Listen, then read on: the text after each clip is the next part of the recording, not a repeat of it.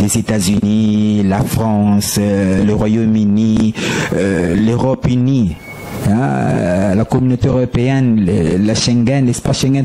Donc, ce sont eux, la grande ville de Nive, et les dirigeants sont encore en train de flirter avec l'Occident. Voilà la conséquence.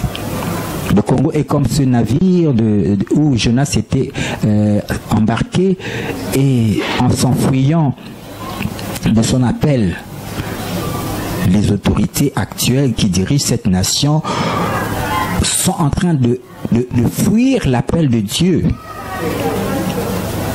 en flirtant encore avec l'Occident.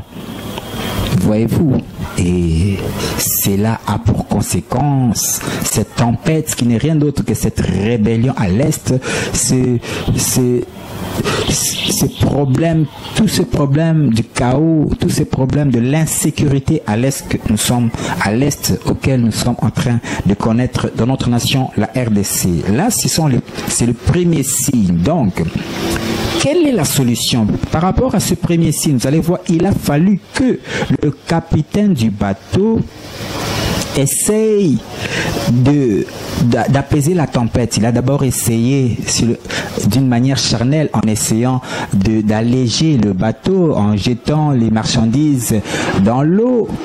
Voyez, pour essayer d'alléger le bateau, mais il n'y avait pas toujours de la solution. De la même manière, les autorités actuelles essayent de trouver la solution d'une manière charnelle, c'est-à-dire en essayant peut-être de trouver des accords, de chercher par-ci par-là à l'étranger la solution pour retrouver la paix de notre nation. Ce n'est que d'une manière charnelle, ce n'est pas ça la solution. Voyez-vous, la solution était que il a fallu de connaître la cause qui était Jonas et d'aller trouver Jonas pour le jeter dans la mer.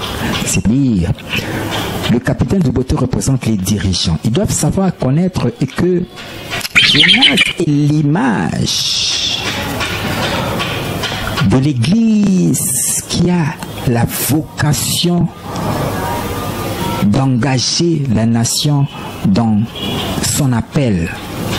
Voyez-vous, et il faut retrouver Jonas qui est l'Église, corps de Christ en général, et précisément loin de l'Éternel. Une personne qui est détentrice de la connaissance du destin prophétique de cette nation, loin de l'Éternel, se trouvant à l'Église, corps de Christ en général, mais précisément dans une des églises. C'est loin de l'Éternel, c'est lui qui est l'homme providentiel qui détient la connaissance du destin prophétique de cette nation, qui doit être mis en exergue afin d'engager la nation dans sa destinée prophétique glorieuse en répondant à l'appel de Dieu. L'appel de Dieu sera manifeste que lorsque Jonas, c'est-à-dire lorsque cet homme providentiel sera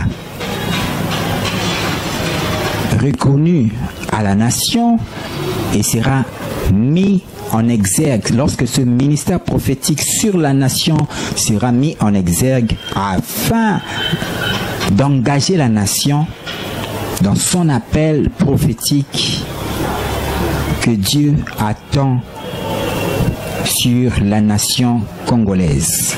Voilà donc, dans cette première partie, nous avons voulu à nous baser d'abord sur le premier signe, car c'est ce que nous sommes en train de connaître actuellement avec cette sécurité à l'Est. Ce problème de rébellion à l'Est, cela n'est rien d'autre que les vagues, les tempêtes qui est en train de souffler. Suite à quoi? Suite à cause de Jonas qui est passive, qui est en train de dormir dans le navire, c'est-à-dire ce ministère prophétique sur la nation qui doit manifester au travers de l'Église corps de Christ cet puissant mouvement de réveil spirituel, cette révolution spirituelle qui doit embraser la nation en collaboration avec l'autorité dirigeante, car l'on ne peut pas manifester ce puissant mouvement de réveil spirituel en dehors de l'autorité dirigeante. Il faut qu'il y ait une connexion entre les autorités dirigeantes de la nation ainsi que l'Église corps de Christ qui détient l'appel de cette nation, la vocation prophétique de cette nation qui est détenue dans l'Église corps de Christ du Congo. Voilà donc le premier signe, cela veut dire le refus de répondre à l'appel de Dieu. La nation congolaise ne suit pas la direction de Dieu. La nation congolaise ne répond pas à l'appel de Dieu. Voilà pourquoi Dieu aussi permet la situation chaotique que nous sommes en train de connaître à l'est de notre nation, au niveau des Sud Kivu, Nord Kivu, et avec ces problèmes de rébellion. Cela n'est qu'une permission, ce qu'on appelle la volonté permissive. Dieu permet cela suite au refus de cette nation de répondre à son appel. Les autorités dirigeantes de cette nation n'engagent pas la nation dans la direction de Dieu. Voilà pourquoi Dieu permet ce qui est en train d'arriver. Aussi longtemps que la nation va s'entêter à ne pas répondre à l'appel de Dieu, de même aussi le mal ira grandissant, voire même à atteindre la phase du non-retour, et ça sera très malheureux pour cette nation et beaucoup plus principalement aux autorités de cette nation, car il est difficile de naviguer à l'encontre de la volonté de Dieu. Voyez-vous, il est difficile de ramer à l'encontre de la direction de Dieu, à l'encontre de la volonté de Dieu. Il sera difficile pour les autorités de persister toujours à suivre une direction contraire à la volonté de Dieu, et cela aura des conséquences désastreuses, premièrement pour eux, les dirigeants, et aussi pour la population congolaise. Donc, le premier signe, dans cette première partie, nous avons voulu nous interniser sur le premier signe qui est le refus de répondre à l'appel de Dieu. Comprenons par là que notre nation, la grande ville de Ninive, est l'image de l'Occident, voyez-vous, car la Syrie, la grande ville Ninive était la capitale de l'Empire d'Assyrie. L'Empire d'Assyrie était une grande puissance qui a eu à dominer le monde. Et actuellement, par rapport au songe du roi Nabucodonosor, nous sommes à l'heure actuelle, c'est l'heure de l'Occident.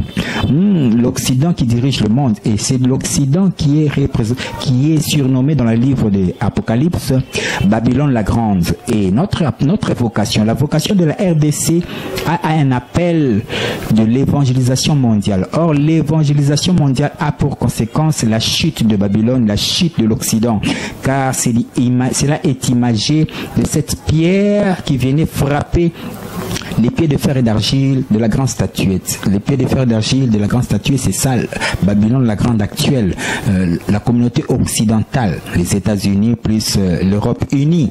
Et c'est eux qui dirigent le monde actuellement. Et nous sommes arrivés à l'heure de leur chute, la chute de Babylone. Et notre vocation, l'appel de cette nation a pour vocation de l'évangélisation mondiale. Or, l'évangélisation mondiale, c'est ça, la pierre qui vient frapper l'épée de fer d'argile qui est l'Occident. Voilà pourquoi il ne faut pas flirter avec l'Occident, car nous avons une vocation qui va à l'encontre d'eux. Voyez-vous, il ne faut pas être complaisant avec l'Occident. Il faut comprendre que Dieu, c'est une guerre spirituelle entre Babylone la Grande et le royaume de Dieu. Or, notre nation, nous sommes une nation réceptacle du royaume de Dieu. Nous sommes appelés à l'évangélisation mondiale. Le but est quoi? Le but, c'est la repentance de l'humanité. travers de l'évangélisation, il faut qu'il y ait la repentance de l'humanité. De même manière que lorsque Jonas avait évangélisé les habitants de la ville de Nive, ils s'étaient repentis et Dieu avait vu leur façon d'agir et Dieu s'était repenti aussi du mal qu'il avait résolu de les faire. Voilà donc la première partie de cette émission Rema sur la RDC. Si vous avez aimé cette émission, eh bien, et sachez que nous étions au studio Haut-Terme Studio Création. Les rendez-vous fixés pour la semaine prochaine pour la deuxième partie.